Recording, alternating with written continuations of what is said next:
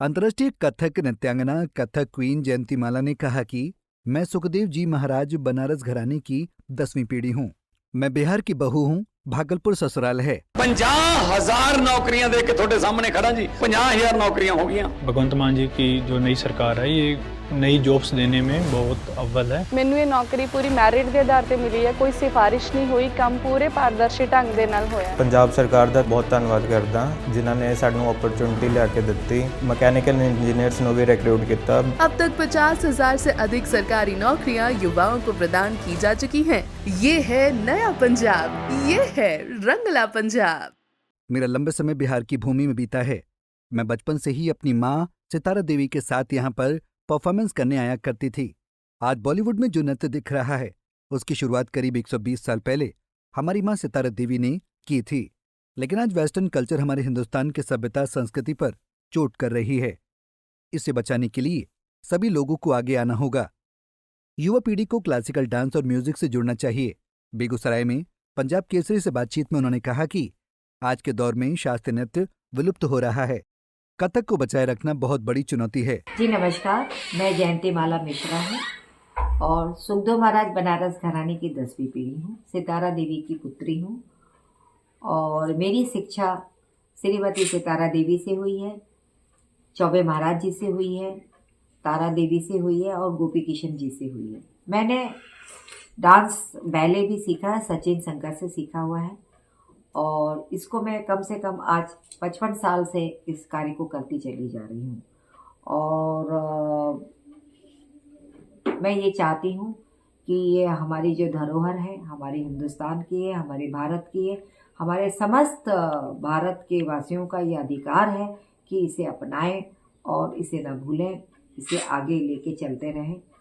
और मैं जो आज की पीढ़ी है तो उनको भी यही चाहती हूँ कि ये सब अपने धरोहर को सीखें और इसे अपनाएं, क्योंकि हमारा कल्चर जो भारत का कल्चर है वो बहुत ही अच्छा कल्चर है, बहुत वास्ट है। पूरी दुनिया में हमारे जैसा कल्चर है ही नहीं। हमारे हर एक प्रांत के अपने अलग अलग कल्चर हैं, अपने अलग अलग फोक हैं, अपने अपने अलग अलग नृत्य हैं।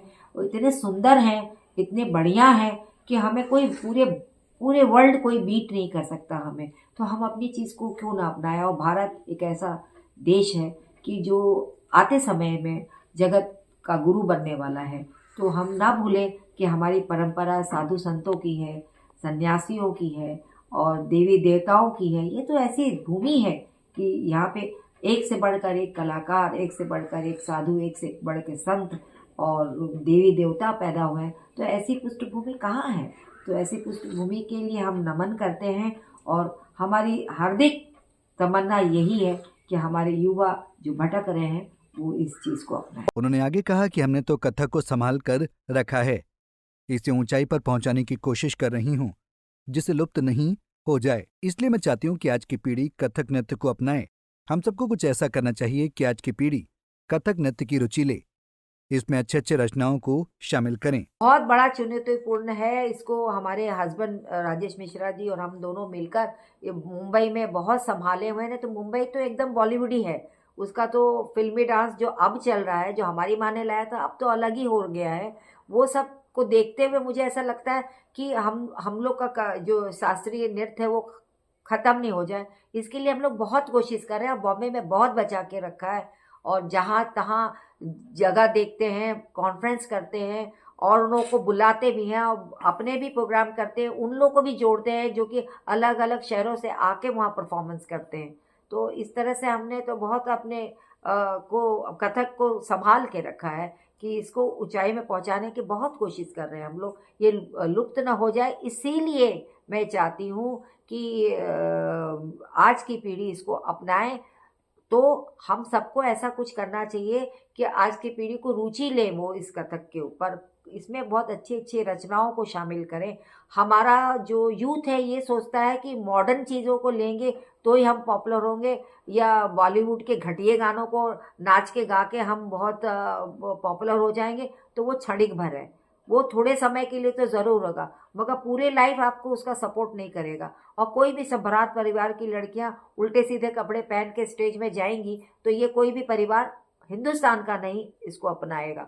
तो इसीलिए मैं कह रहे हैं कि अब हम लोग को सबको मिलके, जितने भी गुरु लोग हैं, जितने भी सब लोग को मिलके इसे बचाना है। और इसके बाहर की सभ्यता जो हम पे अटैक की हुई है, एक्चुअली अब वो लड़ाई वो नहीं रही कि बंदूक का भाला और इस सब से या तोड़ा फोड़ी करें। ये अब कल्चर पे अटैक है हमारे भारत की संस्कृति के ऊपर। ये लोग चाहते ही हैं वेस्टर्न कंट्री कि हमारा संस्कृति जो इतना रिच है वो खत्म हो जाए और वो हमारे पे हॉबी हो जाए। तो ये ना होने दें और जितने भी यूथ है अपने इस तरफ जुड़े। उन्होंने आगे कहा कि बाहरी सभ्यता जो हमारी संस्कृति पर अटैक कर रही है, अब वो लड़ाई है।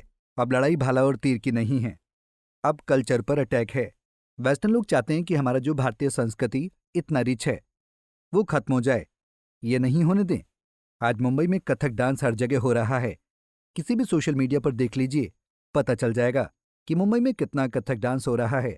बिहार में कथक क्यों नहीं हो रहा, ये आश्चर्यजनक है। बिहार की ये तो वही तो बात है कि बिहार एक ऐसा प्रदेश है जिसमें कि इतनी सारी विभूतियां आके पटना में खास करके आके परफॉर्मेंस देती थी दुर्गा पूजा में। सितारा देवी, बिस्मिल्लाह खां साहब, अल्लाह रखा तो हेन तो तेन, रविशंकर, सभी कोई, और हम लोग भी बहुत आए हैं, सालों आए हैं। तो ऐसा समय देखा है बिहार का जो कि जो रात्रि से शुरू सुबह तक चलती थी, रात्रि से प्रोग्राम चलता था और सुबह तक भोर तक लोग प्रोग्राम देखता था। और ऑडियंस 50-50 हजार वहां पे स्टेडियम में कराया जाता था प्रोग्राम, मैदान में होता था प्रोग्राम। इतनी भीड़ रहती थी। लोग जो आज फिल्म स्टारों के लिए हो रही है ना, वही होता था क्लासिकल आर्टिस्टों के लिए। इतना इनको प्रेम था और लोग इतना सीखते थे। पटना से आते थे बम्बई सीखने के लिए। कितना कितना प्यार था, कितना कल्चर्ड थे। आज वो सारा लुप्त बिहार में हो रहा है। हम खुद देखे हैं, अपने बचपन से लेके यहीं बड़े हुए हैं हम, और हमने हर बार देखा है एक से एक प्रोग्राम। और आज जो देखते हैं प्रोग्राम्स को तो बड़ा अजीब सा लगता है, क्योंकि आपके बिहार का जो ध्रुपद धमार है वो यहीं का है, दरभंगा का है। यहाँ के बहुत बड़े बड़े कलाकार हुए हैं, ऐसे ऐसे कलाकार हुए हैं, ऐसे ऐसे गायक हुए हैं कि हम क्या बताएं। तो ऐसी धरोहर है हमारे बिहार की। नालंदा देखो, कैसी कैसी चीजें, बुद्ध भगवान, दुनिया भर का चीज होने के बावजूद आज इतना नीचे जा रहा है कि कोई भी कलाकार, कोई भी ऑथर या कोई भी जो लेखक या पेंटर या साइंटिस्ट, इनको इसलिए पद्मश्री मिलना चाहिए या पद्म भूषण मिलना चाहिए कि उन्हें इसका उत्साह मालूम हो और एक मतलब उनको ऐसा लगे कि हमको मिल रहा है तो हम इसको और कुछ आगे करें। उसके लिए मिलना चाहिए, क्योंकि ये जब तक उत्साह नहीं हम लोग को मिलेगा, हम लोग को लगेगा कि अरे भाई हम इतना करके भी हमें कोई प्रोत्साहन नहीं है, प्रोत्साहन नहीं मिला हमें, तो हम फिर कई लोग ऐसे भी हैं कि पीछे हट जाते हैं। मगर मैं उनमें से नहीं हूँ कि मैं पीछे हटूँ। मुझे प्रोत्साहन मिलेगा, मैं ऐसा जानती हूँ और ऐसा कर्म कर रही हूँ कि मुझे प्रोत्साहन मिलेगा ही मिलेगा, और मैं कर्म करती ही चली जाऊंगी। इस दौरान उन्होंने एक बार फिर से अपील की कि लोगों को भारतीय संस्कृति को बचाना होगा। बेगूसराय से संतोष प्रसाद की रिपोर्ट। हमसे जुड़े रहने के लिए हमारे YouTube चैनल को सब्सक्राइब करें और नई वीडियो की नोटिफिकेशन के लिए बेल आइकॉन को दबाएं। अगर आप ये वीडियो Facebook पर देख रहे हैं तो लाइक जरूर करें और ज्यादा से ज्यादा शेयर करें। धन्यवाद।